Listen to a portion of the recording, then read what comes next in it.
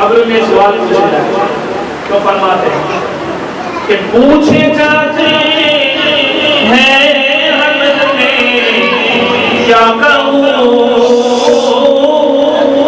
حضور کی طرف فرما رہے کہ حضور بتانے کیا پوچھے جاتے ہیں عمل میں کیا کہوں، پوچھے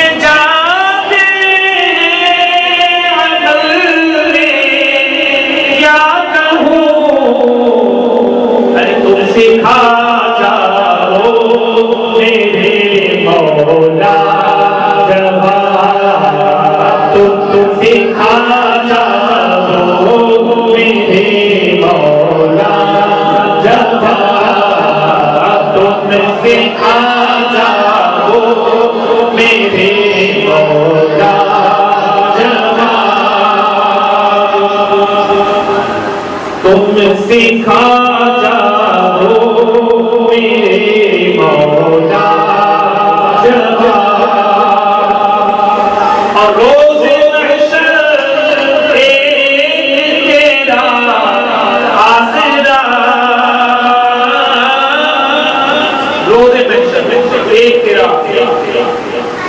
روزے محشر کو بہت کچھ دیکھا جائے گا، نمازیں، روزے، حج، زکات، اعمال نیک، بہت سی چیزیں پوچھی جائیں گی، لیکن آپ فرماتے ہیں کہ صرف ایک ہی آسرا، اور سب سوالوں کا جواب ایک ہی آسرا، حضور کا آسرا ہی کافی ہے، وہی جو ہے کامیاب ہے۔ تو روزے محشر ایک تیرا آسرا، روزے محشر ایک تیرا آسرا، ارے سب سوالوں کا جواب تیرا جواب، سب سوالوں کا جواب تیرا جواب، سب سوالوں کا جواب تیرا جواب۔ اور آقا کریم صلی اللہ علیہ وسلم کی پائے اقدس کی کیا بات ہے کہ حضرت موسیٰ کلیم اللہ کو جد بیضاء کا معجزہ دیا گیا، یقیناً کو کمال کا معجزہ ہے، لیکن ہمارے آقا کے کفے پاک آپ کے پائے انور کی کیا بات، فرماتے ہیں کہ میں یدے ذات صدقے کریم میں یدے ذات صدقے کریم پر کہاں ان کی لبے مانگا جواب کہاں ان کی لبے مانگا جواب کہاں ان کی لبے مانگا جواب اور محشر میں پوچھا جائے گا تو نے کیا عمل کیے، اس سوال کا کیا جواب بھی لیکن یہ تبھی ہوگا جب نبی کا سچا عشق اور سچا عشق حضور سے عشق کے ساتھ حضور کے دشمنوں سے سچی دشمنی بھی ہوئی۔ بہرحال کیا عمل تو نے کیے اس کا سوال،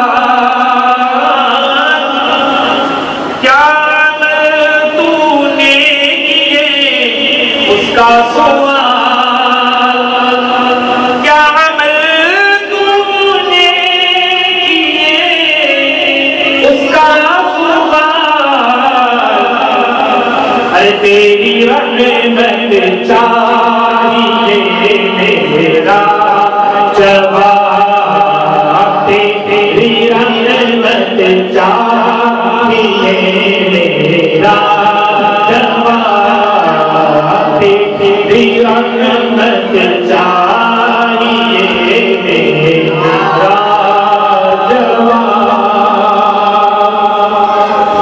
اور کیا شان ہے حضور اکرم صلی اللہ علیہ وسلم کہ تم سے اس بیمار کو صحت ملے،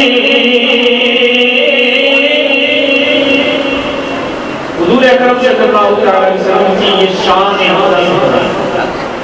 کہ تم سے اس بیمار کو صحت ملے،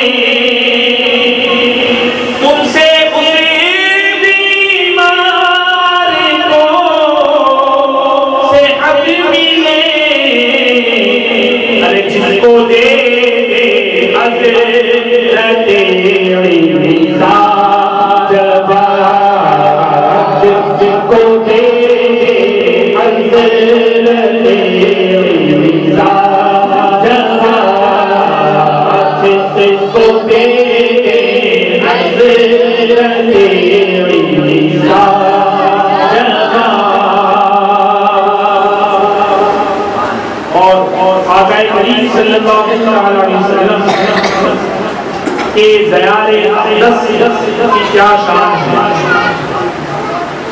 فرماتے ہیں کہ دیکھ رضوان دشت طیبہ کی بہار،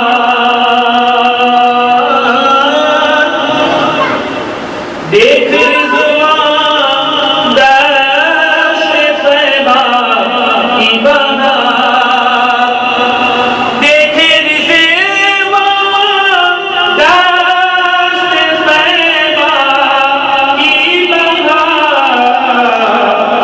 میری جنت نہ پائے گا جواب، میری جنت کا نہ پائے گا جواب، میری جنت کا نہ پائے گا جواب۔ اور آقا کریم صلی اللہ علیہ وسلم کی شان اقدس یہی ہے کہ جو آتا ہے وہ حضور کی بارگاہ سے نام سنتا ہی نہیں، نام سنتا ہی نہیں۔ فرماتے شور ہے لطف و عطا کا، شور ہے شور ہے لطف و عطا کا، شور ہے شور ہے لطف و عطا کا،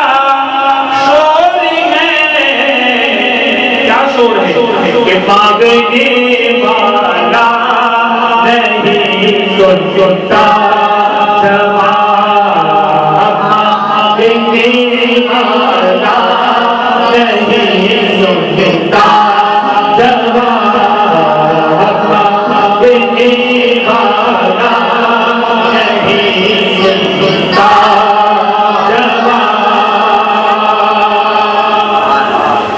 اور پوچھا جائے گا میدان محشر میں سب سے، جواب بھی دے دیں گے حضور کے صدقے، حضور کا کرم، حضور کی رحمت، حضور کی شفقت، حضور کی شفاعت آئے آئے تو ہم جواب دے دیں گے۔ پر پنہارے لوگ آڑے آ گئے، پر تمہارے لوگ آڑے آ گئے، پر تمہارے لوگ آڑے آ گئے، ارے دے دیا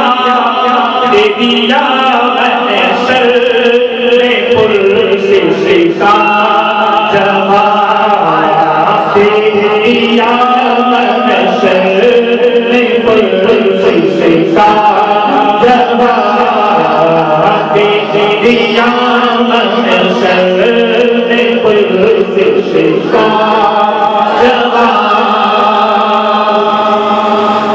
اور یہ عاشقوں کی بات تو فرماتے ہیں کہ جب عاشق عشق میں مغ ہو جاتا ہے تو قبر میں بھی جب پہنچتا ہے تو حضور اقدس صلی اللہ علیہ وسلم کے چہرے زیبا کی زیارت ہوتی ہے تو اسی میں مغ ہو جاتا ہے، اسی کی طرف اشارہ کر رہے ہیں۔ قبر میں تو سوال پوچھنے والے سوال لیکن عاشق ہے کہ یہ حالت ہے جب حضور کے چہرے کی زیارت ہوتی ہے تو وہ اسی میں پتہ ہے۔ تو پھر ایک عاشق کیا جواب دیتا ہے ایسی حالت ہے؟ محبے جمالے روئے جو ہے، حسنے محبے جمالے روئے جو ہے، حسنے محبے جمالے روئے جو،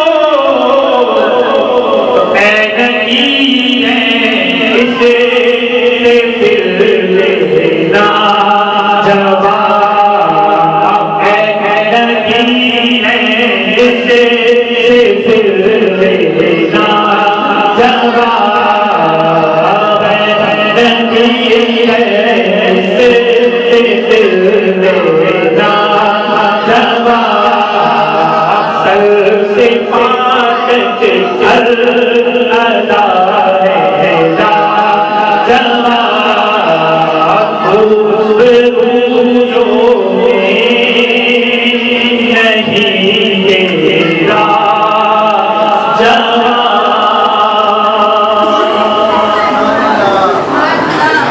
درود پاک پڑھو اللہم صلی علی سیدنا مولانا محمد وسلم، والد الکرام واصحاب الکرام۔ چونکہ حضرت امام احمد مصطفیٰ رضی اللہ عنہ شمبی ہے اور آپ کی بات خراج عقیدت بھی پیش کیا تو آپ کی شان میں منقبت کے چند اشعار انشاءاللہ منقبت کے بعد خلیفہ حضور تعالی الشریعہ حضور محمد کبیر حضرت علامہ مولانا توفیق رحمۃ اللہ کا خطاب ہوگا۔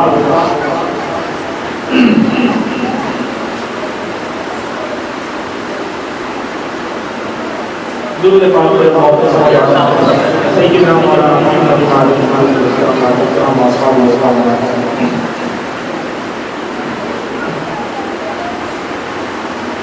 ہے جلوہ دل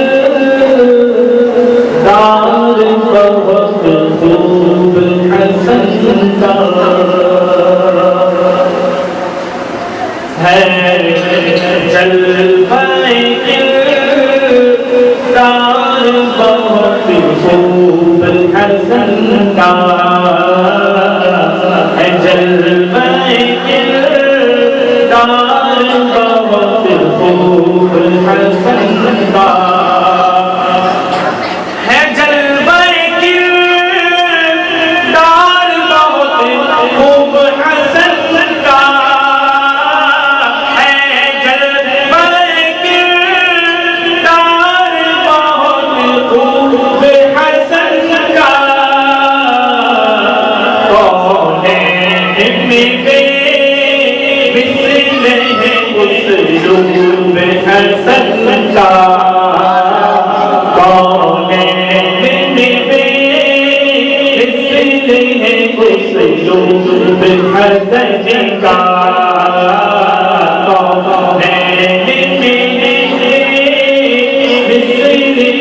اسلوب حسن کا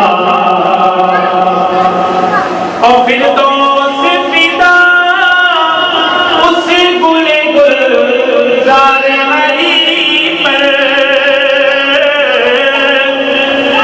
پھر تو فدا اس گل گلزار علی پر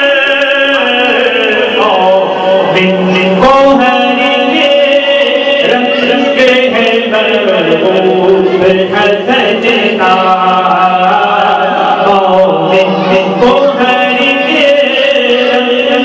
ہے مرغوب حسن کا اور ارباب نظر اب بھی انہیں دیکھ رہے ہیں ارباب نظر اب بھی انہیں دیکھ رہے ہیں خورشید امامت نہیں محجوب حسن کا خورشید امامت نہیں محجوب حسن کا اور کیوں ان کے روئے ناز میں شیطان ہو عالم ارے کیوں ان کے روئے ناز میں شیطان ہو عالم جب حسنی ہے سرکار سے منسوب حسن کا جب حسنی ہے سرکار سے منسوب حسن کا جب حسنی ہے سرکار سے منسوب حسن کا اور جس سے کی معطر ہے مشام شہ کونے جس سے کی معطر ہے مشام شہ کونے ہم سب کو بھولے ذات ہے محبوب حسن کا ہم سب کو بھولے ذات ہے محبوب حسن کا اور کیا شان ہے امام حسن مصطفیٰ رضی اللہ تعالیٰ عنہ کہ آؤ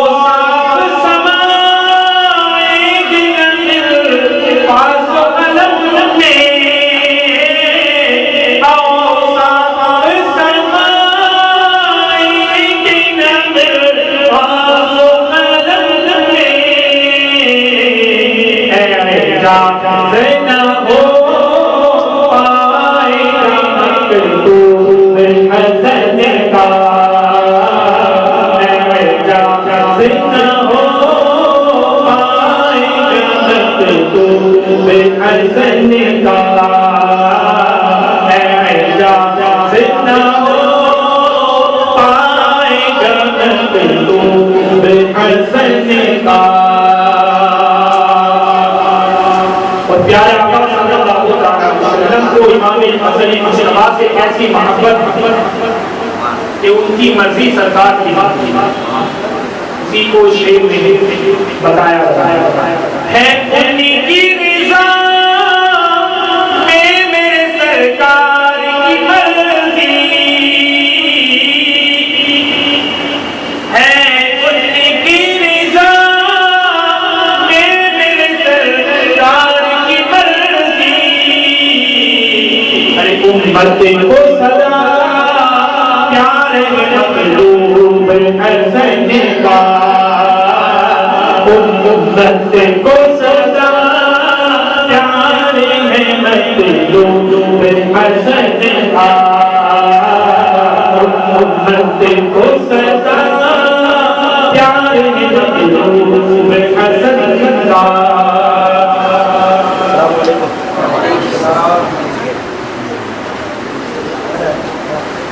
امت کو سزا پیار ہے مطلوب حسن کا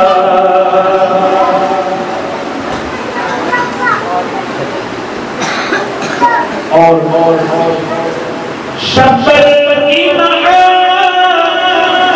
شبر کی محبت ہے بلندی ضمانت شبر کی محبت ہے بلندی ضمانت عاشق نہ کسی سے ہوا مغلوب حسن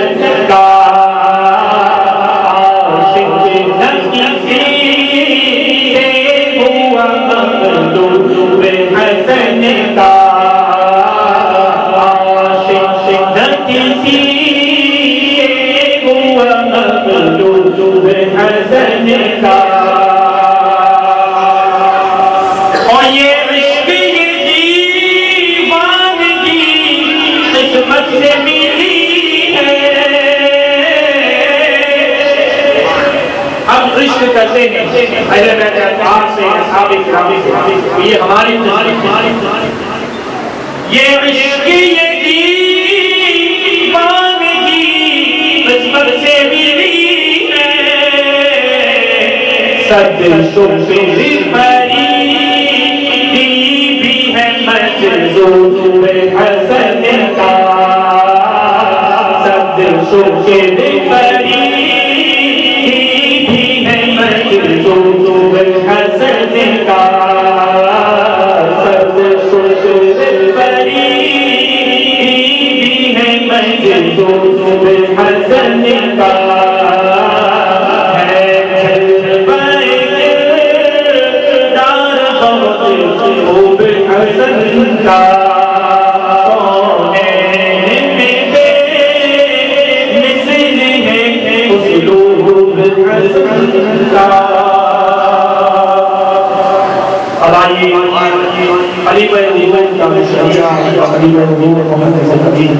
حضرت اللہ مولانا اس سے پہلے نعرہ تکبیر اور نعرہ رسالت کی صدا کو بلند کرے نعرہ تکبیر نعرہ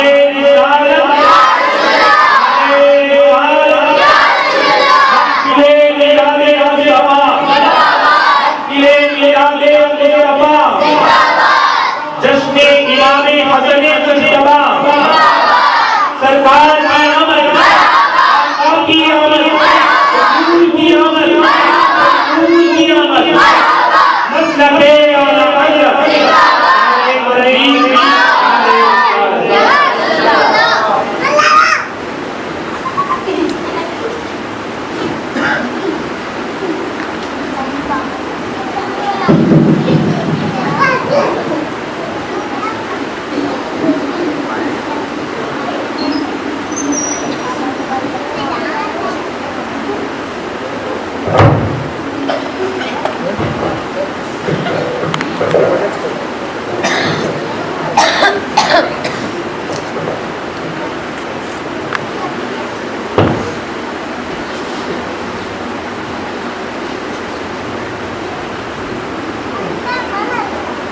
واجب الاحترام حضرت سید علی وقار حضرت مولانا سید عامر باقو صاحب قبلہ اور فیضان شاہ عالم ایجوکیشن ٹرسٹ کے روح رواں حافظ و قاری محمد یوسف صاحب قبلہ دیگر علماء اہل سنت حاضرین مجلس السلام علیکم ورحمۃ اللہ تعالی وبرکاتہ الحمد للہ الاحد والثناء للرب الصمد والصلاة والسلام على من كان نبيا وآدم بين الروح والجسد الذي سمي في الأرض بمحمد ونودي في السماء أذن مني يا أحمد وعلى آله وأصحابه على الأبد لا سيما على ابنه الكريم الغوث الأعظم الجيلاني سيد الفرد والوتد أما بعد أعوذ بالله من الشيطان الرجيم بسم الله الرحمن الرحيم قل لا أسألكم عليه أجرا إلا المودة في القربى آمنت بالله صدق الله العظيم. انتہائی عقیدت و محبت کے ساتھ کمال ادب و احترام کی نعمت عظیمہ کے ساتھ در اللہ المکنون سر اللہ المخزون عالم ما کان و ما یکون ہادی سبل دانائے کل فخر رسول سرور کون و مکان مالک انس و جان سرور کائنات فخر موجودات مالک ارض و سماوات ساری کائنات کے مرکز و محور مالک جن و بشر حبیب رب اکبر شفیع روز محشر مالک ہر خشک و تر جناب احمد مصطفیٰ محمد مصطفیٰ ارواحنا فدا وصلی اللہ تعالی علیہ وسلم کی بارگاہ قدس میں ہدیہ درود و سلام پیش فرما دے. اللہم صلی علی اللهم صل صلاة كاملة وسلم سلاما تاما على سيدنا ومولانا محمد الذي تنحل به العقد وتنفرج به الكرب وتقضى به الحوائج وتنال به الرغائب وحسن الخواتيم ويستسقى الغمام بوجهه الكريم وعلى آله وأصحابه في كل لمحة ونفس بعدد كل معلوم لك يا الله يا الله يا الله. آپ کی ہماری یہ مشترکہ خوش نصیبی ہے کہ ہم اور آپ صبت النبی وارث مصطفیٰ راکب دوش مصطفیٰ نائب علی مرتضیٰ جگر گوشہ سیدہ فاطمہ خادم و خلفاء الراشدین امام المہتدین سیدنا و مولانا امامنا و مغوانا سرکار امام حسن مجتبی رضی اللہ تعالی عنہ کی خراج کی بارگاہ قدس میں خراج عقیدت و محبت پیش کرنے کے لیے جمع ہوئے. فضیلت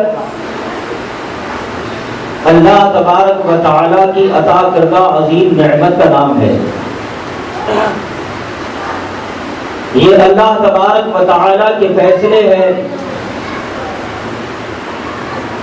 کہ جو جس خاندان نسب علاقے اور زمین کے مناسب و موافق ہے اللہ تبارک و تعالی نے اسے اسی خاندان اسی نسل اسی علاقے اور اسی خطے میں پیدا کیا.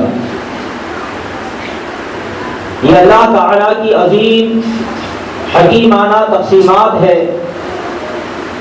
کہ جس پر بندہ مومن راضی اور اس کے فیصلے کو سرے تسلیم خم کر کے قبول کرتا ہے. حضرت سیدنا امام حسن مجتبی رضی اللہ تعالی عنہ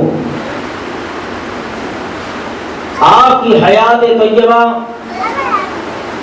آپ کی شخصیت عظمیٰ محتاج تعارف نہیں. یہ اللہ کا کرم ہے اس کا احسان ہے کہ ہمیں ان کی ثناگری کا موقع دیا اور ان کی مدح اور شان بیان کرنے کے لیے ہم جیسے گنہگاروں کو موقع ملا. حضرت سیدنا امام حسن مصطفیٰ رضی اللہ تعالی عنہ کی ولادت باسعادت ہجرت کے تیسرے سال رمضان المبارک کی 15ویں شب میں اللہ کے فضل و کرم سے حضرت سیدہ فاطمہ طیبہ طاہرہ کے کاشانہ اقدس میں ہوئی. جب آپ کی ولادت باسعادت کی خبر اللہ کے نبی صلی اللہ تعالی علیہ وسلم کو ہوئی، آقا کریم صلی اللہ علیہ وسلم خود تشریف لائے اور حضرت علی کرم اللہ تعالی وجہ الکریم سے ملاقات ہوئی تو آپ نے فرمایا کہ اس بچے کا کوئی نام منتخب کیا. حضرت سیدنا مولا علی کرم اللہ تعالی وجہ الکریم نے بڑے ادب کے ساتھ حضور کی بارگاہ میں عرض کی، یا رسول اللہ علیہ الصلوۃ والسلام، آپ ہی اس کا نام منتخب فرمائیں، آپ ہی اس نئے آنے والے کا، اپنے اس فرزند کا، اپنے اس بیٹے کا نام آپ ہی پسند فرمائیں. تو حضور پاک صلی اللہ علیہ وسلم نے ارشاد فرمایا کہ میں اس بچے کا نام وہ رکھوں گا جو اللہ تبارک و تعالیٰ کی بارگاہ سے عطا ہوگا. چنانچہ حضرت سیدنا جبریل امین تشریف لاتے ہیں، بارگاہ مصطفیٰ میں حاضر ہوتے ہیں، نزول فرماتے ہیں اور حضور پاک صلی اللہ علیہ وسلم کی بارگاہ میں عرض کرتے ہیں، یا رسول اللہ علیہ الصلوۃ والسلام، اللہ تبارک و تعالیٰ نے یہ حکم دیا کہ علی کے بیٹے کا نام حضرت ہارون کے بیٹے شبر کے نام پر رکھا جائے. شبر کا عربی معنی ہوتا ہے حسن. چنانچہ نبی اکرم صلی اللہ تعالی علیہ وسلم نے حضرت امام حسن مصطفیٰ رضی اللہ تعالی عنہ کا یہی نام منتخب فرمایا کہ میں اپنے اس فرزند کا نام حسن رکھتا ہوں. اب ذرا اس پوری حکایت پر آپ غور کریں، توجہ دیں کہ اس آنے والی عظیم شخصیت کا کتنا زبردست اللہ اور اس کے رسول کی بارگاہ میں مقام ہے کہ اس کا نام اللہ کے نبی صلی اللہ علیہ وسلم پسند فرماتے ہیں. اور پسند فرمانے میں آرزو اور خواہش یہ ہے کہ یہ نام اللہ کی طرف سے آئے، اللہ تعالیٰ نے پسند فرمایا، جبریل لے کر آئے اور زبان مصطفیٰ سے رکھا گیا.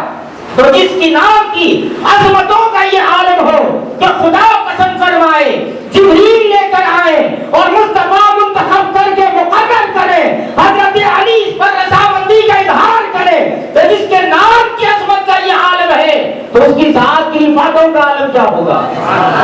حضرت امام حسن مصطفیٰ نبی اکرم صلی اللہ علیہ وسلم نے آپ کے کان مبارک میں اذان دی اور بائیں کان میں اقامت کہی، اور آپ کی ولادت کے 7ویں دن رسول پاک صلی اللہ علیہ وسلم نے آپ کا عقیقہ فرمایا اور نبی اکرم صلی اللہ علیہ وسلم نے بے شمار نعمتوں سے اپنے اس نواسے کو مالا مال کیا. رسول اکرم صلی اللہ تعالی علیہ وسلم کی بارگاہ اور آپ کی آغوش میں آپ نے تربیت پائی ہے. حضرت امام حسن مصطفیٰ رضی اللہ تعالی عنہ نے بچپن سے آنکھ کھلتے ہی ایسے مقدس چہروں کی زیارت کی ہے، ان نامور شخصیتوں کا دیدار کیا ہے کہ جن کا دیدار لوگوں کو دولت ایمان عطا فرما دے، جن کی زیارت دلوں میں ایمان کی شمعوں کو روشن کر دے، جن کی تعلیمات اور جن کے لمحائے مقدس سے نکلنے والے کلمات رشد و ہدایت کے عظیم ترین مینار ہو جائے. ایسی شخصیتوں کی بارگاہ میں آپ نے تربیت پائی ہے. رسول اکرم صلی اللہ علیہ وسلم کے آغوش طیب میں آپ نے تقریباً 6 یا 7 سال تک پروان چڑھا.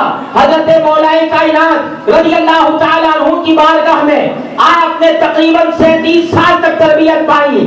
آپ اپنی والدہ طیبہ طاہرہ فاطمہ زہرا کے مقدس دامن میں تقریباً 7-8 سال تک آپ نے پرورش پائی. اب ذرا سوچو کہ جس نے بچپن میں آنکھ کھولی، بولنا سیکھا، اخلاق و کردار سیکھے، تو آئیڈیل کیسی کیسی شخصیتیں ہیں، ان کے لیے نمونہ حیات کیسی عظیم ترین شخصیت ہے.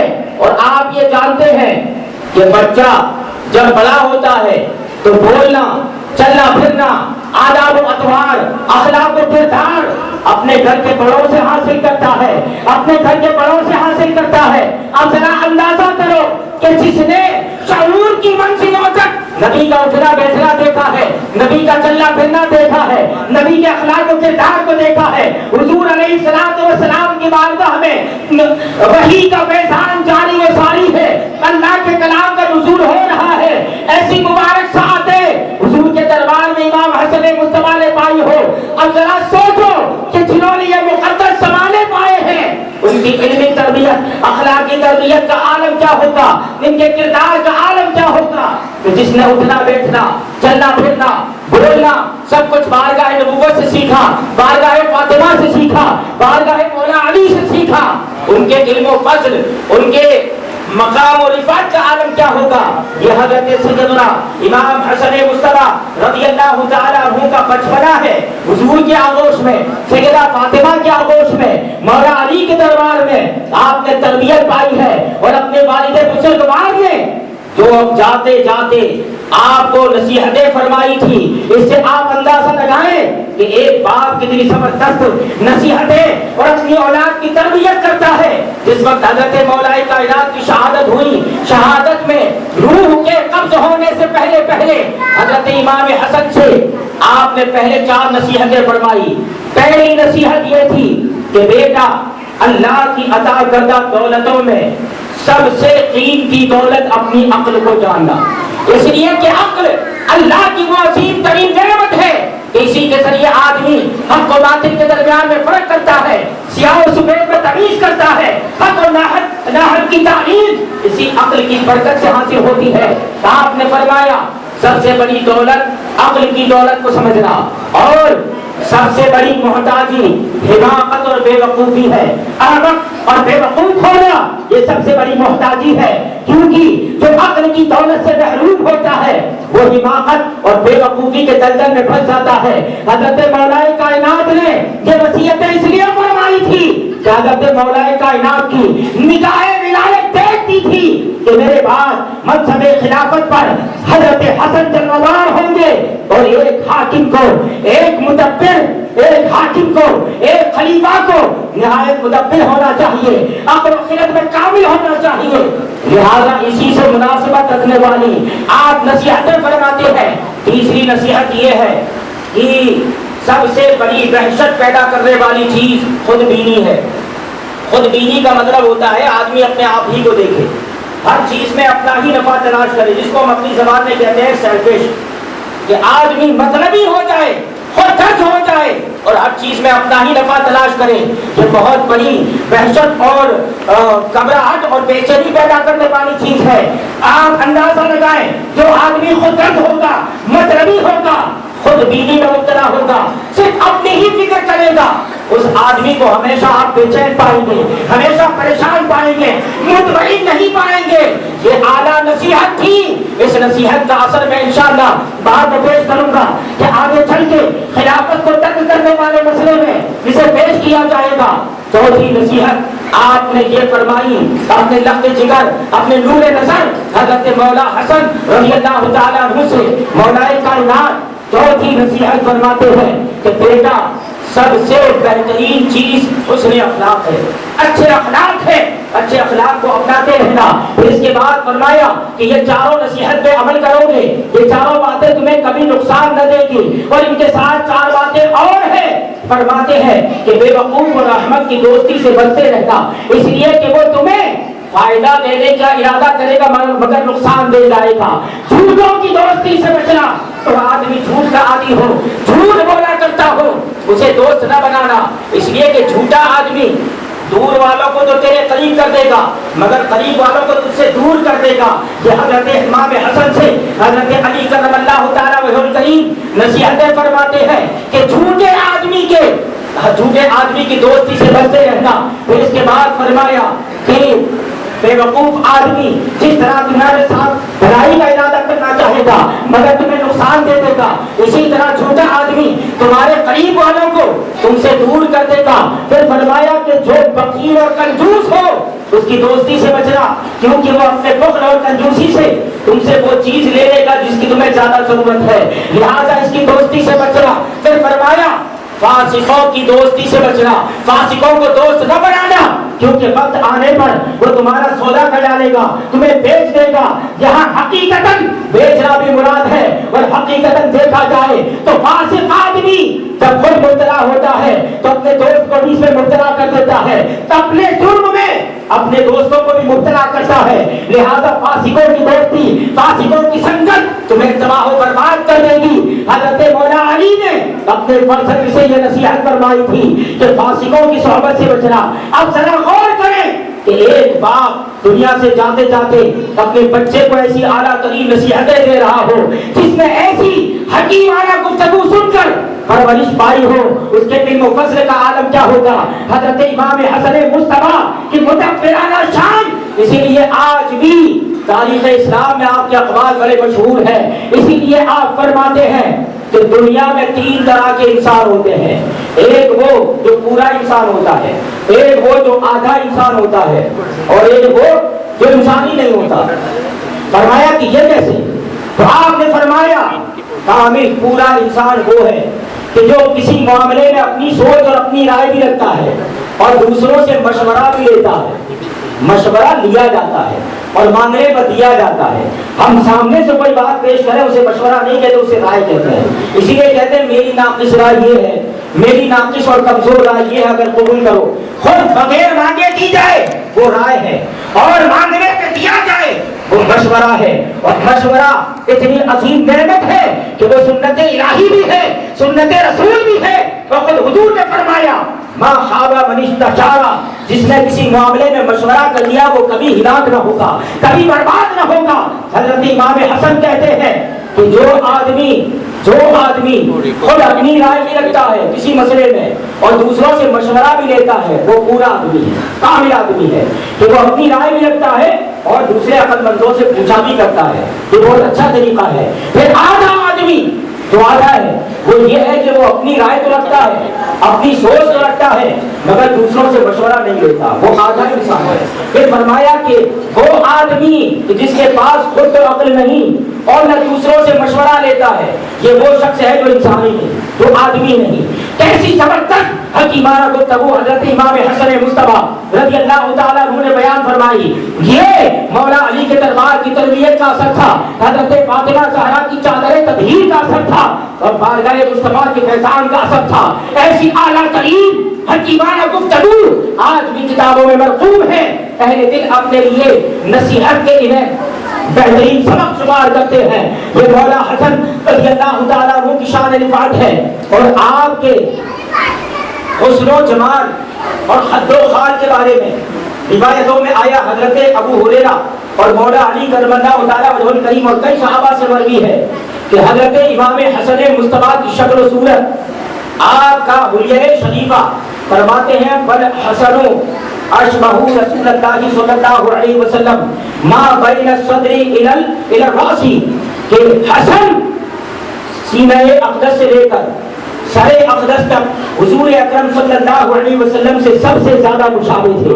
حضور پاک صلی اللہ علیہ وسلم سے سب سے زیادہ سینے سے لے کر سر اقدس تک چہرے میں، ناک میں، خط و خال میں، سینہ پاک میں، بازوؤں میں جو مصطفیٰ کے سب سے زیادہ مشابہ تھا، جس کو ہم شبیہ مصطفیٰ کہا جائے، وہ حسن ابن علی ہے، وہ حضرت امام حسن ہے، جن کو اللہ تبارک و تعالیٰ نے یہ حسن عطا فرمایا تھا کہ سینے سے لے کر سر اقدس تک حضور کے مشابہ۔ اس سے پتا چلا کہ دنیا میں سب سے زیادہ خوبصورت چہرہ میرے سرکار کا ہے، میرے آقا کریم صلی اللہ علیہ وسلم کا ہے، اور جس کا چہرہ، جس کا روئے صحبہ، جس کا چہرہ پاک مصطفیٰ کے چہرے سے مشابہت رکھتا ہو، وہ بھی کائنات کے سب سے خوبصورت چہروں میں شمار کیا جائے گا۔ پتا چلا امام حسن مصطفیٰ کو اللہ نے دنیا کی بہترین شکل و صورت پر پیدا فرمایا تھا، حضور کا ہم شبیہ بنایا تھا۔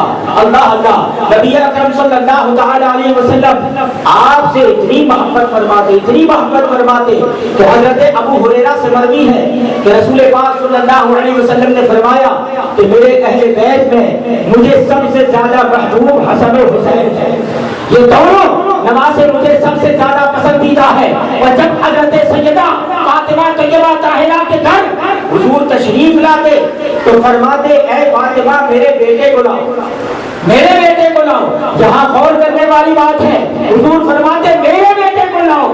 یہاں آپ حضرت امام حسن کے بیٹے ہونے کی نسبت اپنی طرف کرتے، کیونکہ اللہ تبارک و تعالیٰ نے ساری نبیوں کے سارے نبیوں کی نسلوں کو ان کی اولاد مردوں سے ان کے لڑکوں سے جاری فرمایا، مگر ہمارے آقا کریم صلی اللہ علیہ وسلم کی نسل پاک کو اللہ تعالیٰ نے آپ کی بیٹی، آپ کی جگر گوشہ حضرت سیدہ طیبہ طاہرہ فاطمہ زہرا رضی اللہ تعالیٰ عنہا اور ان کے بیٹوں سے جاری فرمائی۔ اس لیے حضور فرماتے فاطمہ میرے بیٹے کو لاؤ۔ ایک مرتبہ کاشانہ اقرس میں ہے، حضرت علی حاضر ہوتے ہیں بارگاہ رسالت صلی اللہ تعالیٰ علیہ وسلم کے مناظر اپنے گھر میں دیکھتے ہیں۔ حضور اکرم صلی اللہ علیہ وسلم حضرت فاطمہ طیبہ طاہرہ کے حجرہ شریفہ میں ہیں۔ جیسے ہی مولا علی داخل ہوئے تو حضور پاک صلی اللہ علیہ وسلم نے فرمایا اے علی یہ میرے دونوں بیٹے حسن و حسین، یہ دونوں میزان کے دو پلے ہیں اور ان کی والدہ فاطمہ یہ میزان ہے، ترازو ہے اور ترازو پلوں کے بغیر قائم نہیں ہوتی۔ اس میں اشارہ تھا کہ ساری امت کے اعمال ان پر پیش کیے جائیں گے، جو ان کا وفادار ہوگا وہی آگے جائے گا، جو ان کا غدار ہوگا کبھی آگے نہ جائے گا، پیچھے جہنم میں ضرور جائے گا مگر آگے جنت کی طرف کا اسے راستہ نہ ملے گا۔ پھر فرماتے ہیں اے علی اور تم ان ترازو سے اجر پانے والوں کو اپنے ہاتھوں سے میری امت میں اجر تقسیم کرنے والے ہو۔ آپ غور کریں حضور پاک صلی اللہ علیہ وسلم نے فرمایا کہ جو میزان عدل ہے اس کی اصل ترازو حضرت سیدہ فاطمہ طیبہ طاہرہ اور دونوں حسنین کریمین اس ترازو کے دو پلے ہیں۔ یہ ہمیں ہدایت ہے اس بات کی طرف کہ اگر اپنے نامۂ اعمال میں بسن چاہتے ہو، کامیابی چاہتے ہو تو ان کی محبتوں کو اپنے دل کا عنوان بنا لو۔ انشاءاللہ تبارک و تعالیٰ جن دلوں میں ان کی سچی محبت گھر کر جاتی ہے اللہ تعالیٰ ان دلوں کو ہدایت کا نور عطا فرماتا ہے۔ حضرت امام حسن مصطفیٰ رضی اللہ تعالیٰ عنہ کا مقام احادیث شریفہ مالا مال سے ایک روایت غالباً حضرت جابر بن عبداللہ سے اور دیگر صحابہ سے بھی ہے کہ حضور پاک صلی اللہ علیہ وسلم نماز میں ہوتے اور حضرت امام حسن آ کے کبھی آپ کی پشت پہ سوار ہو جاتے، کبھی آپ کی گردن پاک میں سوار ہو جاتے، کبھی وضو کی حالت میں آپ کے قدموں میں چلے آتے تو حضور اپنے دونوں قدموں کو کشادہ کر دیتے تاکہ حسن نیچے سے گزر جائے، اور جب تک آپ پشت مبارک پر بیٹھے رہتے، گردن مبارک پر بیٹھے رہتے، حضور سجدے سے سر نہ اٹھاتے یہاں تک کہ امام حسن خود اتر جاتے۔ اس کے بعد آپ سجدے سے سر اٹھاتے، سجدہ طویل فرماتے، اور جب صحابہ نے پوچھا یا رسول اللہ آپ نے ایسا عمل کیوں فرمایا تو آپ نے فرمایا اس لیے کہ حسن کو تکلیف نہ ہو، حسن کو تکلیف نہ ہو۔ اب اس جگہ پر ایک مسلک کی بات لے کے جائیں کہ جس وقت حضرت امام حسن حضور کی پشت انور پر بیٹھے ہیں، گردن پاک پر آپ بیٹھے ہیں اور آپ کے قدم ناز سے لپٹتے ہیں نماز کی حالت میں تو حضور اپنے قدموں کو کشادہ فرما دیں، سجدہ طویل کر دیں۔ کیوں؟ اس لیے کہ امام حسن مصطفیٰ ہے، حسن مصطفیٰ ہے۔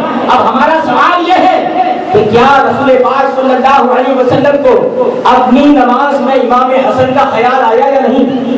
اور امام حسن امتی ہے، حضور اپنی نماز میں امام حسن کا خیال کرے، امام حسن امتی ہے تو ذرا غور کرے جب امتی کے خیال سے نبی کی نماز پر کوئی اثر نہ آئے تو امتی کی نماز میں اگر نبی کا خیال آئے تو امتی کی نماز میں کیا اثر ہوگا؟ بلکہ یوں کہا جائے کہ جس نماز میں نبی کا خیال آ جائے وہ نماز اللہ کی بارگاہ میں مقبول ہو سکتی ہے۔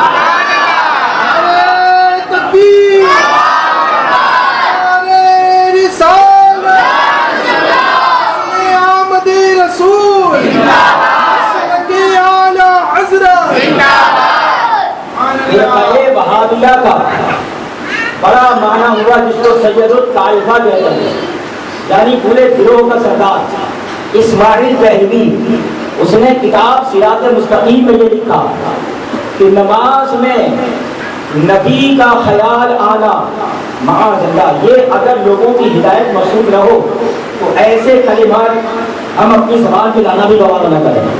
وہ کہتا ہے کہ نماز میں اگر نبی کا خیال آ جائے تو نبی کے خیال سے اپنے گدھے کا خیال کرنا بہتر ہے معاذ اللہ۔ اور آگے تو یہاں تک لکھا کہ اپنی بیوی کے ساتھ ہم بستر کے خیال سے بدتر ہے معاذ اللہ۔ یہ کلمات کس نے لکھے؟ اسماعیل دہلوی نے اپنی کتاب میں حضور کے خیال کو معاذ اللہ گدھے کے خیال سے بدتر قرار دیتا ہے۔ یہ ان کا اسلام بتایا جا رہا ہے، اسے لوگ سید الطائفہ کہتے ہیں، نہ جانے کیا کیا کہتے ہیں، مگر مسلمانوں غور کرنا، ہمیں عقیدہ بارگاہ اہل بیت سے لینا ہے، ہمیں اہل بیت اطہار سے ایمان لینا ہے۔ ایسے کمینے جنہوں نے اپنی کتابوں میں حضور کی گستاخیاں لکھی ہیں ان کی پیروی نہیں کرنی، ان کی کتابوں میں موجود ہے۔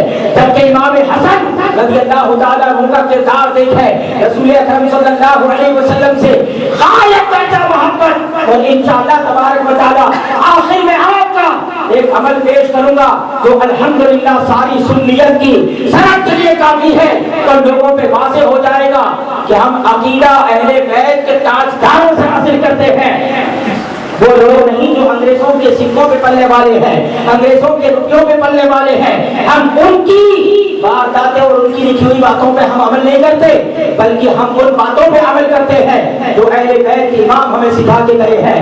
بہرحال حضرت رسول پاک صلی اللہ علیہ وسلم امام حسن سے اتنی محبت فرماتے کہ ایک مرتبہ اپنے شانہ اقدس پر حضرت امام حسن کو اٹھائے چلے جا رہے ہیں تو کسی دیکھنے والے نے یہ دیکھ کر کہا کہ نعم الراکب رکبت یا غلام، نعم المرکب رکبت یا غلام، کہ اے بچے تم کتنی اعلیٰ سواری پہ سوار ہے، کتنی اعلیٰ سواری کہ رسول پاک صلی اللہ علیہ وسلم کے کندھے ہیں، ان پر تم سوار ہو۔ یہ سن کر حضور نے فرمایا یہ بھی تو دیکھو کہ سوار کتنا اچھا ہے، اب ذرا غور کریں کہ کندھوں پہ بٹھا کے امام حسن کے مرتبے کو سرکار نے بلند فرمایا۔ یہ وہ بلندی ہے جو بارگاہ رسالت سے عطا ہوئی، کوئی کتنا گھٹانا چاہے گھٹ نہیں سکتی، یہ مصطفیٰ کی عطا ہے، مصطفیٰ کی دین ہے، صبح قیامت تک اس شان کے خطبے پڑے جاتے رہیں۔ یہ امام حسن کو اللہ کے نبی صلی اللہ علیہ وسلم نے رفعت و شان عطا فرمائی، بارگاہ رسالت سے ایسی بارات لگی، حضور پاک صلی اللہ علیہ وسلم ان سے ایسی محبت فرمائے، اور رسول اکرم صلی اللہ تعالی علیہ وسلم اپنی متعدد احادیث میں ان کی محبت کا درس دیں، بلکہ رسول اکرم صلی اللہ علیہ وسلم نے ایک مرتبہ اللہ کی بارگاہ میں دعا کی، اللہم انی احبہ فاحبہ واحب من احبہ، کہ اے اللہ میں حسن سے محبت کرتا ہوں، اے خدا تم بھی ان سے محبت فرما، تم بھی ان کو محبوب رکھ، اور جو ان سے محبت رکھے ان کو بھی تو اپنا محبوب بنا۔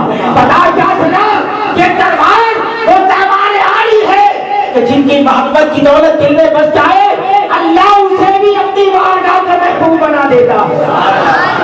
جو حضور کی دعا ہے اور حضور کی دعا رد نہ ہوگی۔ حضور نے فرمایا کہ اللہ میں ان سے محبت کرتا ہوں، تو بھی ان سے محبت فرما، اور جو بھی ان سے محبت کرے ان سے بھی تو محبت کر۔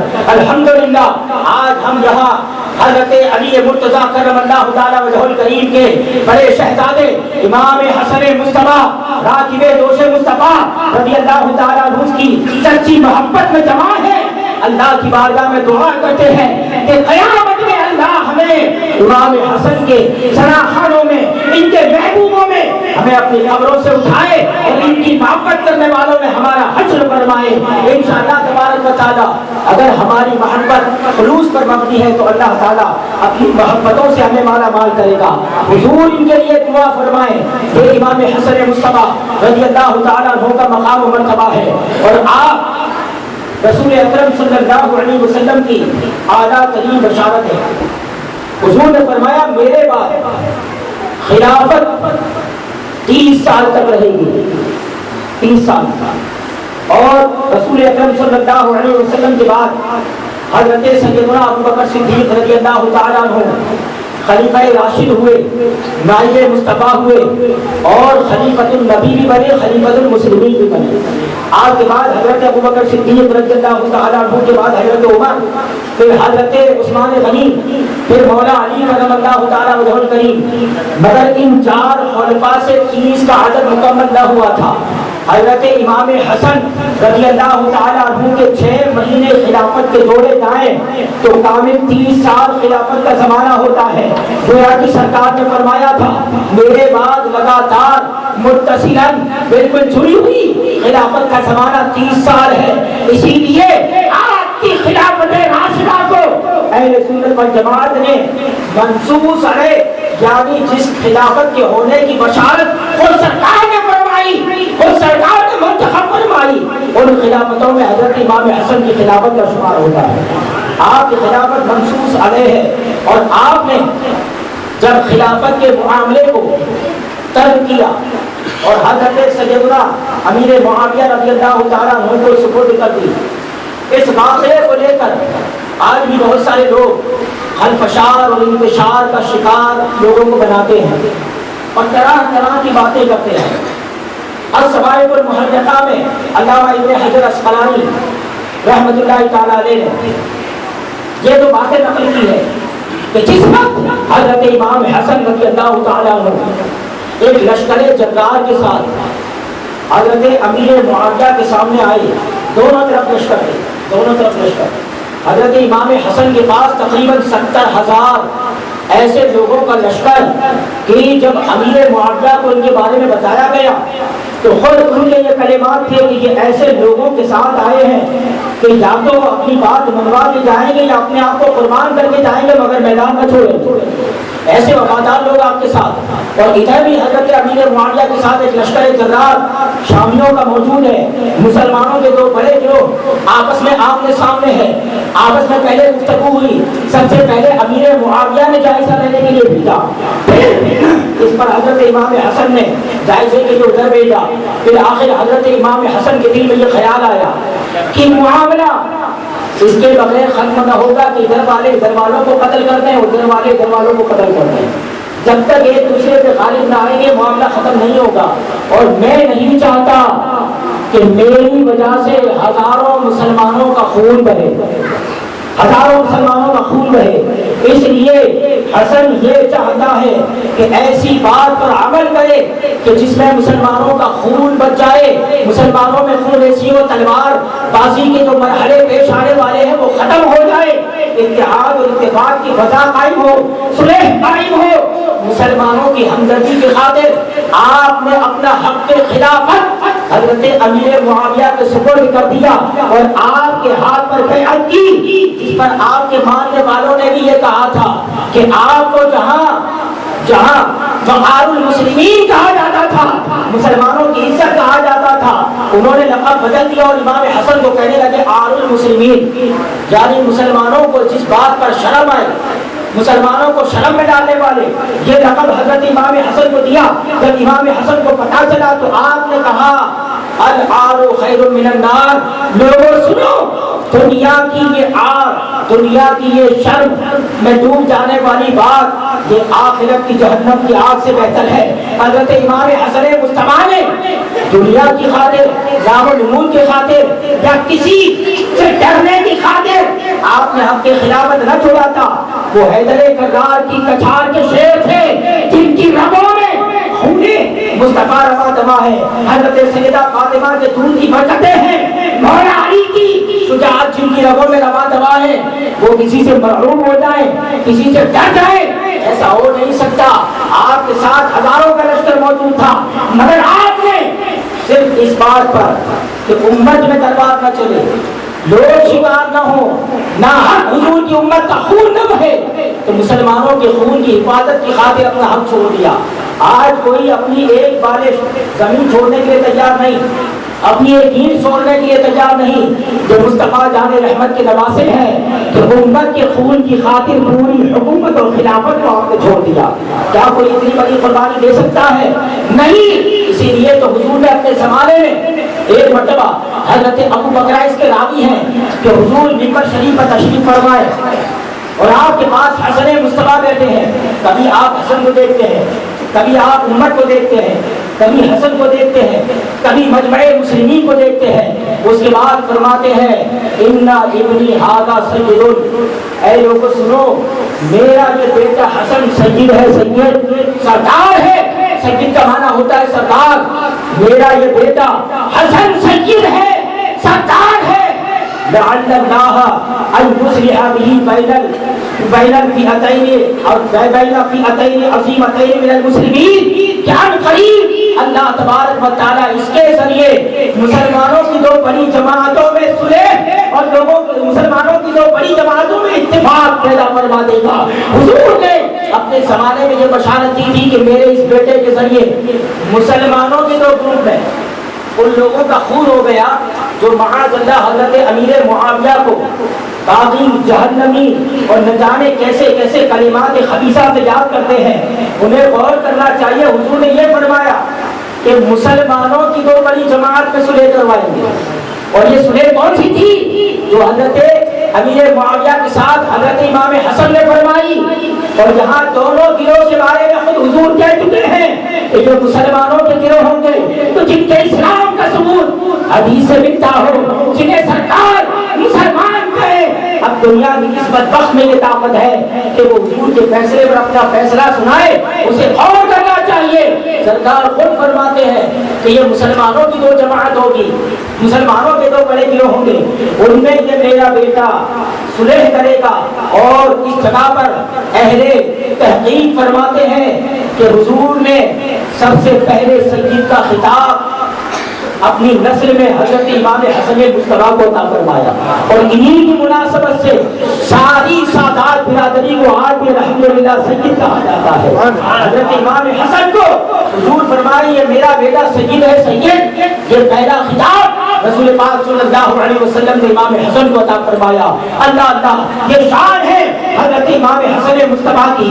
اور حضرت امیر معاویہ کے دربار میں ایک مرتبہ خود حضرت امام حسن موجود ہے، اور یہ سوال کیا کہ خاندان کے اعتبار سے، رشتہ داروں کے اعتبار سے یہ قریش کے جتنے افراد موجود ہیں ان میں سب سے اعلیٰ نسب کون ہے؟ تو ایک چاہنے والے تھے اہل بیت کے، وہ کھڑے ہوئے اور کہا کہ حسن بن علی جو یہاں موجود ہے وہ سب میں اعلیٰ ہے۔ کسی نے پوچھا وہ کیسے؟ کہا تمہیں پتا نہیں کہ ان کے نانا سرور کائنات نبی مختار ہے، ان کی والدہ جنتی عورتوں کی سردار سیدہ فاطمہ طیبہ طاہرہ ہے، ان کے بھائی حسین جنتی نوجوانوں کے سردار ہیں، ان کے چچاؤں میں حضرت جعفر طیار جو جنت میں سیر کرتے ہیں۔ اللہ اللہ، کہ جس کی خالائیں اور ماموں کا عالم دے کہ حضور کی ساری شہزادیاں ان کی خالہ لگیں اور حضور کے سارے شہزادے ان کے ماموں لگیں، جن کو اتنا اعلیٰ رشتہ حاصل ہو۔ آج خاندان قریش میں کوئی نہیں تو اس مقام کو پانے والا ہے، اگر کوئی ہے تو وہ حسن بن علی۔ پھر حضرت امیر معاویہ سے پوچھا گیا کیا میں سچ کہہ رہا ہوں؟ تو حضرت امیر معاویہ نے کہا ہاں تم واقعی میں سچ کہتے ہو، تم نے جو کہا وہی حال یہاں موجود ہے۔ یہ تو بزرگوں میں اتحاد کی بات تھی۔ اور ایک مرتبہ حضرت سیدنا امیر معاویہ حضرت امام حسن کو وظائف دیا کرتے تھے، وظیفے مقرر تھے۔ ایک دو ماہ کے لیے وظیفہ نہیں آیا تو آپ نے سوچا کہ لکھ کے بھیجوں کہ وظیفہ کیوں نہیں آیا مہینوں کا۔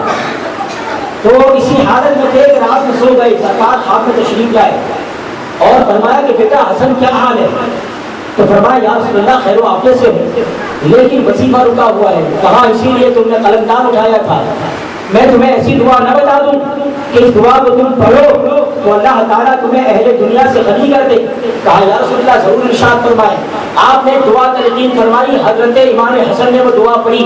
حضرت امیر معاویہ کو خبر نہیں تھی کہ وظیفہ نہیں آیا، دعا پڑھتے رہے۔ 3 یا 4 دن یا ہفتہ گزرا ہے، حضرت امیر معاویہ کے دربار سے وظیفہ آتا ہو کتنا معلوم ہے؟ کتنا وظیفہ؟ 1.5 کروڑ درہم چاندی کے سکے حضرت امیر معاویہ کے دربار سے امام حسن کی خدمت میں پیش کیے جا رہے ہیں۔ یہ دیکھیں یہ وظائف حضرت امیر معاویہ جن کو دے رہے ہیں، حضرت امام حسن کو یہ اتنا پیارا رشتہ اہل بیت میں ان کے درمیان میں تھا، مگر آج 1400 صدی کے بعد لوگ خود فیصلہ کرنے بیٹھے ہیں۔ مگر یاد رہے کہ دین متین کی بنیاد قرآن و حدیث پر ہے، روایات صحیحہ پر ہے۔ تاریخ میں تو بہت کچھ آتا رہتا ہے، ہر بات پر آپ توجہ نہیں کر سکتے۔ اہل تاریخ کبھی صرف قول نقل کرتے ہیں، اور یہ یاد رکھنا تاریخ لکھنے والا کبھی بھی جج نہیں ہوتا، وہ جج نہیں کہلائے گا۔ جج ہمارے لیے سب سے پہلے قرآن و حدیث ہے، قرآن و حدیث سب سے پہلا جج۔ قرآن نے سارے صحابہ کے بارے میں کہا کہ اللہ تعالیٰ نے سب کو جنت کا وعدہ کر دیا، سارے صحابہ کو جنت کا وعدہ کر دیا۔ اب قرآن نے فیصلہ دے دیا، ہم نے حدیث پڑھی کہ مسلمانوں کے دو بڑے گروہ میں میرا یہ بیٹا سردار ہے، سلح کرائے گا۔ دونوں گروہ کو حضور مسلمان کہے، اور 1400 صدی کے بعد حضرت امیر معاویہ کے اسلام پر لوگ سوال اٹھائے اور کہیں کہ میں تجزیہ کروں گا ان کے اسلام پر، اسے عبرت حاصل کرنی چاہیے۔ سب سے پہلے تو اسے پڑھنا چاہیے، اس جاہل کو کتابیں پڑھنا چاہیے، قرآن و حدیث کا مطالعہ کرنا چاہیے، تب جا کے عظمت صحابہ سمجھ میں آئے گی۔ یہ صرف بکواسوں کے سوا کچھ نہیں ہے۔ حضرت سیدنا امام حسن مصطفیٰ کی آڑ لے کر حضرت امیر معاویہ پہ نہ جانے کیسے کیسے طنز کسے جاتے ہیں۔ آج یہ دور چل پڑا ہے، خدایا اپنے حالات پر غور کریں، اور یہ سب سچے واقعات ہیں۔ حضرت امیر معاویہ 1.5 کروڑ درہم چاندی کا سکہ ہوتا ہے، چاندی کا سکہ، اور مہر کی کم سے کم جو رقم بتائی گئی 10 درہم۔ شریعت طیبہ میں حدیث ہے کہ 10 درہم سے کم کا مہر جائز نہیں، اور 10 درہم مہر اگر آپ اس کو نئے وزن میں لانا چاہو تو موجودہ وقت کے حساب سے 3.25 تولا یا 3.5 تولا چاندی کے قریب چاندی بنتی ہے۔ اب 10 درہم میں 3.25 یا 3.5 تولا چاندی کے برابر آئے۔ اب ذرا سوچو 1.5 کروڑ درہم میں کتنی چاندی ہوگی، کتنی چاندی ہوگی، کروڑوں کا حساب ہے۔ اتنے بظاہر حضرت امیر معاویہ آپ کی خدمت میں پیش کرتے ہیں، یہ تو بزرگوں کا تعلق تھا، مگر لوگوں نے دیکھا کہ اگر اپنی دکان چلانی ہے تو کبوتر بازی کرو، ادھر والوں کے سامنے ادھر برا بولو، ادھر والوں میں جاؤ تو ادھر کا برا بولو۔ یہ اہل سنت میں انتشار اور فتنہ پھیلانے کی ناپاک کوششیں ہیں۔ خدایا آج سے 20-25 سال پہلے ایسے حالات نہ تھے، آج یہ حالات بنتے جا رہے ہیں۔ اور سب سے پہلی بات تو یہ ہے کہ اگر حضرت امیر معاویہ رضی اللہ تعالیٰ عنہ کسی لائق نہ ہوتے تو حضرت امام حسن خلافت بہت بڑا درجہ ہے، بہت بڑا منصب ہے، جو ان کا خود کا حق تھا، حضرت امام حسن کا حق تھا، اپنا حق امیر معاویہ کو کیوں دیتے اور ان کے ہاتھ پر بیعت کیوں کرتے؟ یہ حضرت علی کے بیٹے ہیں، کسی سے ڈر جائے ایسا تو ہو نہیں سکتا۔ تو آپ نے خلافت کے امور حضرت امیر معاویہ کو سونپے۔ یہ اس بات کی دلیل ہے کہ حضرت امیر معاویہ رضی اللہ تعالیٰ عنہ کو برا بولنے سے پہلے امام حسن کے فیصلے پہ غور کر لینا، فیصلے پہ غور کرنا۔ یہ آل نبی کے سردار ہے، اوپر یہ حالات ہے، اور اب 1400 صدی کے بعد لوگوں کو بہت کچھ سمجھ میں آ رہا ہے اور بکواس کرتے ہیں، نہ جانے کیسی کیسی باتیں کہی جا رہی ہیں، جبکہ حضرت امام حسن مصطفیٰ ایسا نہیں کہ صرف بہادر سردار کے بیٹے تھے، مگر ولیوں کے تاجدار مولا علی کے آپ ایسے بیٹے اور فرزند تھے کہ صاحب حکومت، صاحب خلافت ہونے کے ساتھ ساتھ صاحب ولایت بھی تھے۔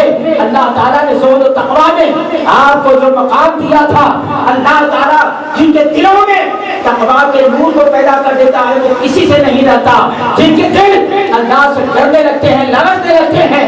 حضرت امام حسن کا عالم یہ تھا کہ جب آپ نماز کے لیے وضو فرماتے تو آپ کے جسم پر کپکپی تاری ہو جاتی، لرزہ تاری ہو جاتا۔ کسی نے پوچھا کہ کیا ماجرا ہے؟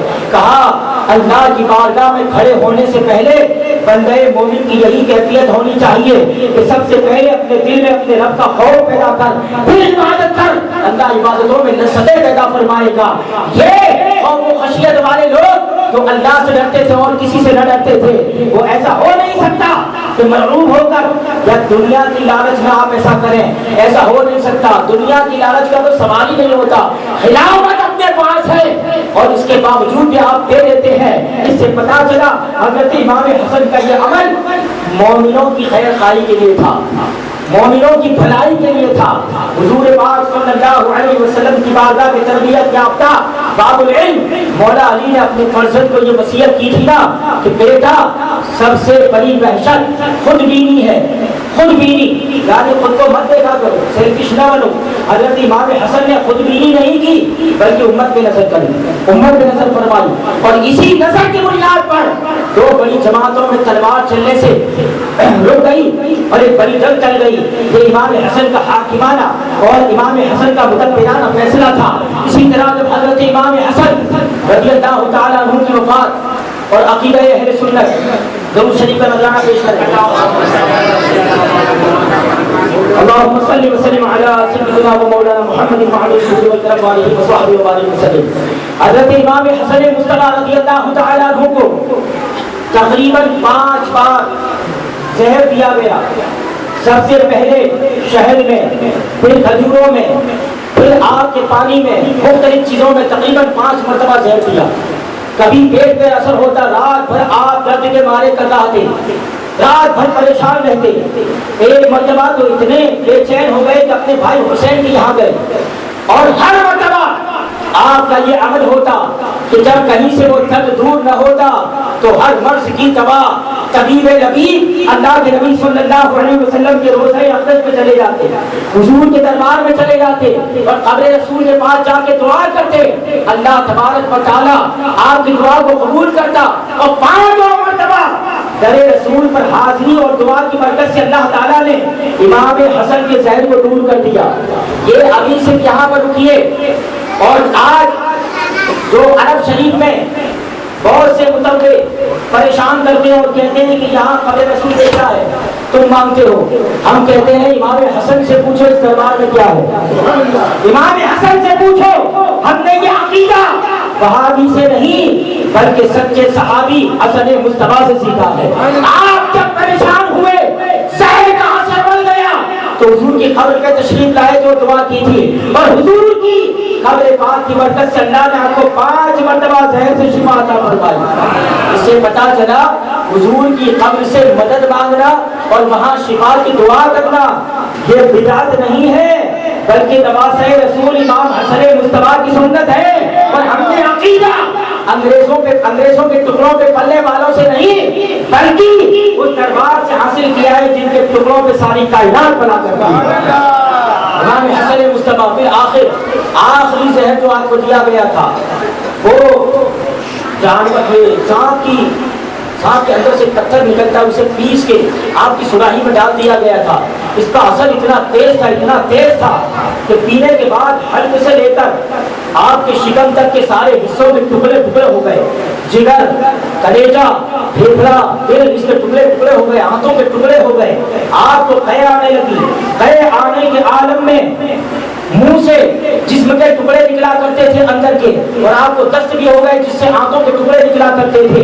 इतना खतरनाक जहर दिया था, और यही जहर आप पर इतना हावी हो गया, आप कमजोर और निढाल हो गए, और दुनिया से तशरीफ ले जाने का वक्त बिल्कुल करीब था। इस आलम में हजरत इमाम हुसैन रज़ियल्लाहु तआला अन्हु आते हैं और फरमाते हैं कि भाईजान मुझे बताओ तुम्हें जहर किसने दिया। हजरत इमाम हसन कहते हैं अगर मैं तुम्हें बताऊं कि वो कौन है तो क्या तुम इसे कत्ल कर दोगे। कहा हाँ भाईजान मैं उसे कत्ल कर दूंगा। तो कहा जिसके बारे में मुझे गुमान है अगर वो है तो अल्लाह इंतकाम लेने वाली आला जात है, वो इंतकाम ले लेगा। और अगर जिसके बारे में मुझे गुमान है अगर वो न हुआ तो कहीं ऐसा ना हो कि हसन की वजह से कोई बेकसूर मारा जाए। अल्लाह दुनिया से जाते जाते भी उम्मत का ये ख्याल है, लोगों पर शफ़क़त का ये आलम है, शरीयत के मसले पे इतना अमल है। और आज कुछ दिनों पहले एक बच्चा मैंने देखा जिसमें तारीख़ मसऊदी के हवाले से, अल्लामा इब्न हजर अस्क़लानी के हवाले से और बहुत सारी सुन्नी तारीख़ी हवालों के साथ ये बात पेश की गई है कि हज़रत इमाम हसन को उनकी अहलिया जुअदा ने जहर दिया था, और ये जहर माअज़ल्लाह निस्बत करती किसकी तरफ, अमीर मुआविया रज़ियल्लाहु तआला अन्हु ने दिलवाया, और इनसे वादा किया था अगर तुम जहर देने में कामयाब हो गई और हसन इंतकाल कर गए तो मेरे बेटे यजीद से तुम्हारा निकाह कर दूंगा और 1 लाख तुम्हें सोने के सिक्के दूंगा। یہ لالچ دیا تھا، یہ ایک پرچہ جو ہے چھاپا گیا اور یہ روایتیں جو ہے رکھی گئی اور کہا اہل سنت کی کتابوں میں موجود ہے۔ اب تاریخ لکھنے والا ہر بات لکھتا ہے، اس کے بعد جو پہنچا جمع کرتا جائے گا۔ ہم نے آپ کو پہلے بھی کہا ہے کہ فیصلہ کرنے والی تاریخ کی کتاب نہیں ہوتی، وہ تو صرف لکھتا ہے۔ اب ایک معمولی سی عقل رکھنے والا اچھے سے غور کر سکتا ہے کہ یہ واقعہ کس کے ساتھ پیش آیا، امام حسن کے ساتھ، اور پوچھنے والے کون ہیں، امام حسین رضی اللہ تعالیٰ عنہ۔ جب امام حسن نے اپنے بھائی امام حسین کو نہیں بتایا کہ کون ہے قاتل جس کو زہر دیا گیا، وہ خود کوئی نام نہیں دیتا، امام حسین کو پتا نہیں، اور 1400 صدی کے بعد واقعے کی تحقیق کرنے والے کہتے ہیں ہمیں پتا ہے، اور وہ نواسہ رسول حضرت سید الشہداء امام علی مقام حضرت امام حسین پوچھے اور امام حسن نہ بتائے۔ تو کیا اب جو لوگ یہ باتیں بیان کریں کہ انہوں نے زہر دیا، کیا یہ بات امام حسن اور امام حسین کی اس بات سے ٹکراتی نہیں ہے؟ اگر معلوم ہوتا تو آپ بتاتے، جو ہوتا اس کے بارے میں بتاتے، مگر آپ نے نہیں بتایا۔ نہ امام حسین کو معلوم اور امام حسین کے دنیا سے تشریف لے جانے تک بھی یہ معلوم نہیں، کیونکہ آپ نے تو یہ وعدہ کیا تھا مجھے پتا چلا کہ میں قتل کر دوں گا، جبکہ امام حسین کے پورے دور کے اندر حضرت امیر معاویہ باحیات رہے مگر آپ نے انتقام نہیں لیا، آپ نے کوئی بات پوچھ نہیں کی، کوئی سوال نہیں کیا۔ تو وہاں کی وہ روایتیں، تاریخ میں یہ بھی وہ ہے، تاریخ میں یہ باتیں بھی ہے کہ امام حسن نے بتایا نہیں، امام حسین نے پوچھا مگر بتایا نہیں، آپ کو پتا نہیں چلا، نہ اس کے بعد آپ نے انتقام لیا۔ تو امام حسن نہ بتائے، امام حسین کو پتا نہ ہو، اور 1400 صدی کے بعد لوگ فیصلہ کرنے بیٹھے، کیا یہ حماقت نہیں؟ بالکل حماقت ہے۔ ان تاریخی کتابوں میں یہ ساری باتیں ہو بھی تو یہ ساری باتیں صرف ایک نقل روایت ہے، یہ فیصلہ نہیں ہے، فیصلہ نہیں ہوتا ہے۔ فیصلہ کس نے کر دیا؟ امام حسن نے خود کر دیا کہ جس کے بارے میں مجھے گمان ہے اگر میں بتاؤں اور اگر وہ ہے تو اللہ اسے انتقام لے لے گا، اور اگر جس کے بارے میں سمجھتا ہوں اگر وہ نہیں ہے تو کہیں ایسا نہ ہو کہ میری وجہ سے بے قصور مر جائے۔ یہ تاریخ کے ساتھ ایک ناسبا سلوک ہو رہا ہے، اور 1400 سال کے بعد امت میں ڈیوائڈ کرنے کے لیے، اہل سنت کو منتشر کرنے کے لیے ایسی روایتیں منظر عام پر لا کر صحابہ کی شان میں گستاخی کی جاتی ہے۔ حالانکہ انہی تاریخی کتابوں میں یہ حوالہ بھی ہے کہ برق لایا تھا کس نے؟ یزید نے۔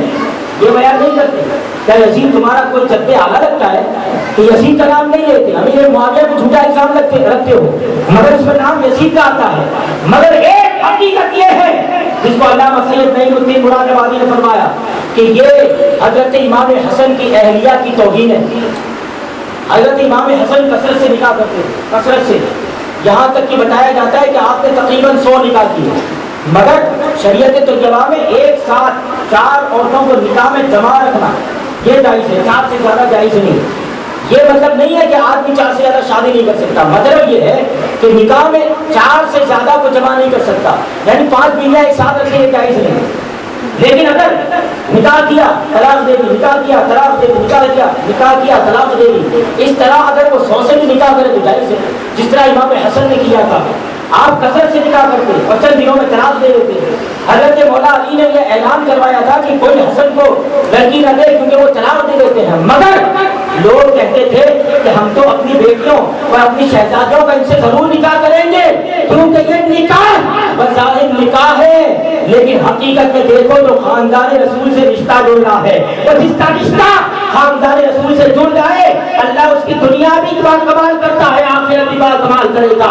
اور یہی وجہ تھی کہ جس عورت کو حضرت امام حسن نے طلاق دے دی وہ اپنی زندگی کے آخری عمر تک ان کی فراق میں تڑپتی رہتی، انہیں یاد کیا کرتی۔ کوئی عورت آپ کو ناپسند نہ کرتی، طلاق دینے کے بعد بھی آپ سے اتنی محبت کہ کسی اور سے نکاح نہ کرتی۔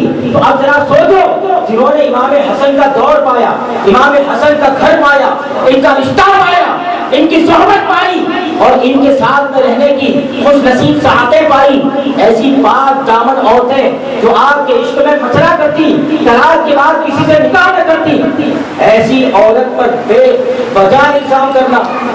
آج اگر ہمارے گھر کا معاملہ آ جائے، ہماری بہن بیٹی کا معاملہ آ جائے تو کتنے بھڑک جاتے ہیں، اور آپ کہاں بات کر رہے ہیں؟ تو امام حسن کی اہلیہ ہیں، ان کی اہلیہ ہیں۔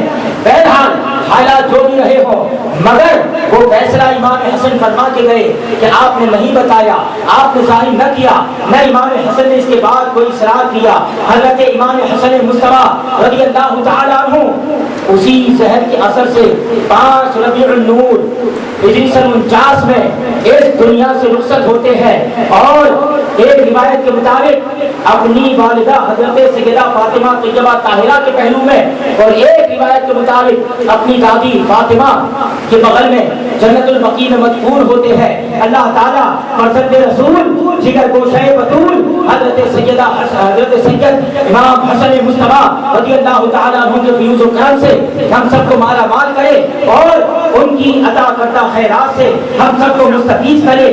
وہ ایسی خیرات کرنے والے سخی داتا کا نام ہے حضرت امام حسن مصطفیٰ رضی اللہ تعالیٰ عنہ کی سخاوت کے تعلق سے ایک دو بات میں ذکر کر کے اپنی گفتگو کو ختم کر دوں گا۔ حضرت امام حسن رضی اللہ تعالیٰ عنہ کی بارگاہ میں ایک شخص حاجت لے کے آیا تھا، اور آپ دینے پہ آتے تو 1-1 لاکھ درہم دے دیتے، 1-1 لاکھ درہم دے دیتے۔ دینے کا عالم یہ تھا کہ تقریباً 2 مرتبہ سارا مال اور 3 مرتبہ آدھا مال اللہ کی راہ میں خرچ کیا ہے۔ حضرت امام حسن کے زہد کا یہ عالم تھا۔ ایک آدمی آیا، اپنی حاجت بیان کی، آپ نے 50,000 درہم دیے، 50,000 درہم چاندی کے سکے، اور پھر اس نے مزید مانگا تو آپ نے منگوا کے 500 دینار سونے کے سکے، 500 دینار، اس میں سے کسی کے پاس 200 یہ 500 سونے کے سکے آپ نے عطا فرما دیے۔ اب 500 سونے کے سکے اور یہ 50,000 چاندی کے سکے، موجودہ وقت میں اگر اس کا وزن اور پیسہ نکالا جائے تو کروڑوں کی خیرات ہوتی ہے۔ یہ وہ دربار تھا کہ جس دربار سے کوئی خالی ہاتھ نہ لوٹتا تھا۔ مولا علی کے دربار میں ایک منگتا آیا تھا اور کہنے لگا مجھے کچھ حاجت ہے۔ حضرت امام حسن نے، حضرت علی موجود نہیں تھے، تو گھر کا لذیذ کھانا، قیمتی کھانا اس کے سامنے پیش کر دیا، وہ کھانے لگا۔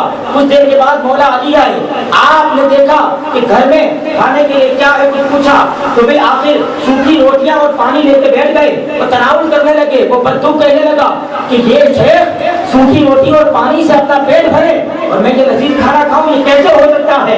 امام حسن کی آنکھیں اشکبار ہو گئی، کہنے لگے سنو، جس گھر سے تمہیں یہ لذیذ کھانا ملا ہے یہ اس گھر کے مالک امیر المومنین علی مرتضیٰ ہے۔ بھوکے رہ سکتے غریبوں کو کھلانے والے ایسے ہوتے ہیں محمد کے گھرانے والے۔ سچی تعلیمات پر ہمیں چلنے عمل کرنے کی توفیق عطا فرمائے۔ بولنے میں، کہنے میں، سننے میں کوئی غلطی رہ گئی ہو